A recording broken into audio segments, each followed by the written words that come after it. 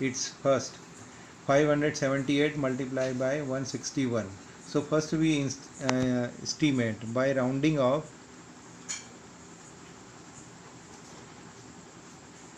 Hundreds, तो ये कितना हो जाएगा, कितने हंड्रेड, 600, और ये कितना हो जाएगा 200. अब इन दोनों का प्रोडक्ट क्या हो जाएगा, 6 2 जा 12 और बचे 40. So this is the 1,20,000. Now the question number C, that is 1,291 592. इसको भी हम लोगों को एस्टिमेट करना है और एस्टिमेटेड प्रोडक्ट को निकालना है.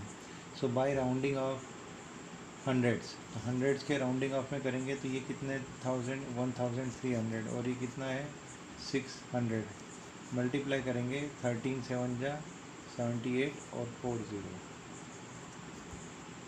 7,80,000 यूज़ करते हैं. और वो प्रॉब्लम क्या है,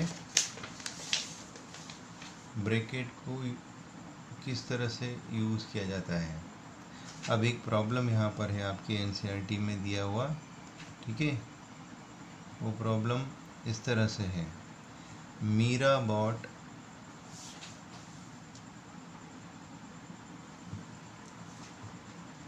six notebooks from the market and the cost was ₹10 a notebook.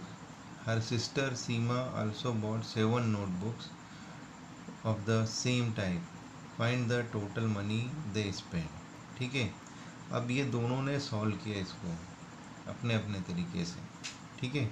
तो इसने, सीमा ने कैलकुलेट किया अमाउंट किस तरह से, उसने अपनी 6 बुक्स खरीदी 10 रुपीज़ के हिसाब से, तो प्राइस कितना आया 60 रुपीज़. फिर उसकी बहन ने 7 खरीदी तो उसका प्राइस कितना हो गया 70. दोनों का प्राइस उसने ऐड कर दिया, कितने रुपीज़ का आया 130. लेकिन मीरा ने कैलकुलेट थोड़ा सा वाइसली किया, चतुराई से किया. उसने क्या किया, दोनों नोटबुक्स के नंबर को ऐड कर लिया और सीधे फिर 10 से मल्टीप्लाई किया. जहाँ भी 10 100 1000 मतलब ज़ीरो वाले नंबर्स का मल्टीप्लिकेशन होता है, तो हमें ये पता है जितने जीरो हैं उतने पीछे लगा दो किसी नंबर के, जो इस नंबर के साथ उसका मल्टीप्लिकेशन हो रहा है. तो यहाँ पर भी देखो 10 सीधे 10 लगा दिया. इसका आंसर आने में बहुत इजी वे हो गया, इजी तरीका हो गया. तो इसे इतनी लंबी प्रोसेस करना पड़ी थी, इसने जस्ट 2 स्टेप्स में आंसर ले आई. अब यहाँ पर इस मेथड को उसने कैसे किया होगा, उसको इस तरह से किया होगा कि 6 + 7 किया इंटू 10 किया, यहाँ से इन दोनों में से कॉमन ले लिया. फिर यहाँ से क्या हो गया, ये 6 + 7 13 इंटू 10 दैट इज़ 130. तो दोनों कंडीशन में आंसर सेम है, लेकिन इजी किसका है, क्विकली किसका है, वो है मीरा का आंसर, राइट. तो ये हमको यहाँ पर ये कहता है कि first turn everything inside the bracket. Bracket को के अंदर जो भी चीज़ें हैं उसको टर्न कर लो, मतलब उसमें एडिशन दिया है, मल्टीप्लिकेशन दिया है, डिवीज़न दिया है, जो भी ऑपरेशन उसके अंदर दिया है वो पहले ब्रैकेट के अंदर वाला सॉल्व कर लो. उसके बाद उसको सिंगल बना के ऑपरेशन बाहर वाला कर लो, ठीक है. Outside which is this case, इस केस में क्या था कि 6 + 7 किया 13, उसके बाद 10 से मल्टीप्लाई किया, राइट. तो ये याद रखना है. ये हमें बोर्ड मास का बी बताता है, BO.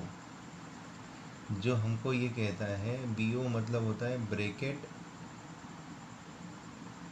ऑफ, ब्रैकेट को ऑफ कर देना. ये बोर्ड मास, ठीक है, बोर्ड D है, बोर्ड मास, ब्रैकेट ऑफ किया.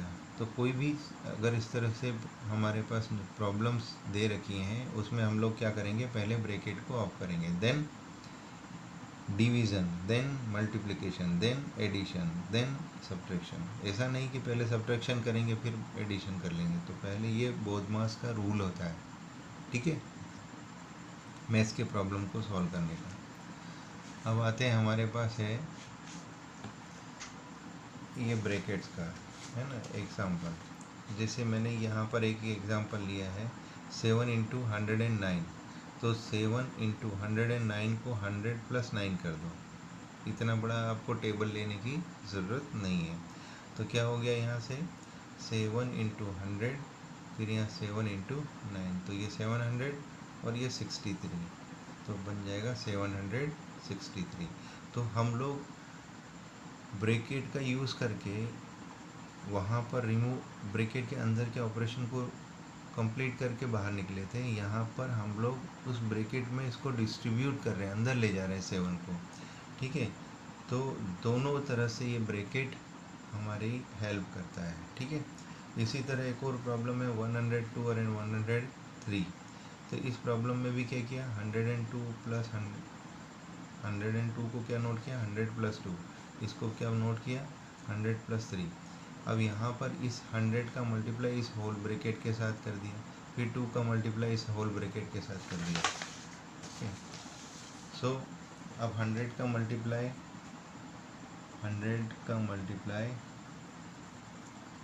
100 से, फिर 100 का मल्टीप्लाई 3 से, फिर दूसरे ब्रैकेट में जाएंगे तो 3 का मल्टीप्लाई 100 से और 3 का मल्टीप्लाई 3 से, सॉरी 2 का मल्टीप्लाई 2 था। तो ये हो गया 100 इंटू 100 10,000, ये 300, ये 200, ये सभी को ऐड करें तो सभी को ऐड करेंगे 10,506। ठीक है, इस तरह से हम लोग रिमूविंग ब्रैकेट का यूज़ करके प्रॉब्लम्स को इजीली सॉल्व कर सकते हैं। इसके बाद आते हैं रोमन लेटर्स, रोमन न्यूमरल्स।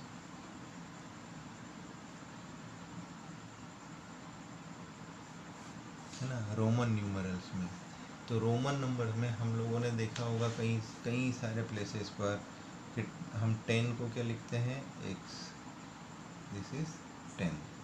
ठीक है, आपने देखा होगा रोमन नंबर्स में 1 को 1 इस तरह से लिखते हैं। ठीक है, 2 इस तरह से लिखते हैं, इसी तरह 3, और इसी तरह चले जाए, ये 4 है ना, फिर 5, 6, लाइक दैट। ठीक है, तो 7, 8, 9, 10। ठीक है, तो ये हमें याद होना चाहिए कि किस तरह से रोमन नंबर्स में रिप्रेजेंट करते हैं नंबर्स को। ठीक है, तो एल के लिए क्या रिप्रेजेंट करते हैं, एल से एल होता है 50, सी होता है 100, डी होता है आपका 500 और एम होता है 1000। आपको ये नोट करना है सारे। ठीक है, नोट इन योर नोटबुक। ठीक है, फिर अगर आपको आप कहें कि सर हम 23 को किस तरह से लिखेंगे, अगर 23 को लिखना चाहते हो तो कैसे लिखेंगे इसे, 23 को हम लोग क्या लिखेंगे, 20 प्लस 3, और 20 के लिए 10 के लिए कितना लिखा जाता है, 1x, तो ये 10, ये हो गए 20 और 3, हो गए 20। ठीक है, तो इस तरह से आपको और भी नंबर्स के लिखना है। ठीक है, ट्राई फॉर दैट। जैसे अगर मैं आपसे कहूँ 56 लिखो, तो 56 कैसे लिखेंगे आप, 56 को लिखने के लिए हम लोग यूज़ करेंगे 50L है और उसके साथ 6 लगाएंगे, राइट। अगर आपसे कोई कहे कि 49 कैसे लिखेंगे, तो आप L के पहले 1 लिख देंगे, एक कम है, जैसे 9th लिखते हैं ना वैसे। 49 को ये लिखेंगे, 50 को ये लिखेंगे, 56 को, ठीक है। Okay, so thank you, God bless you. आप ट्राई कीजिएगा, ओके। और मैक्सिमम बच्चे होमवर्क नहीं कर रहे हैं और शो भी नहीं कर रहे हैं, सो प्लीज़ पेरेंट्स को रिक्वेस्ट है कि बच्चों से होमवर्क कॉपी में करवा कर उसकी फ़ोटो भेज दें। Thank you, have a nice day.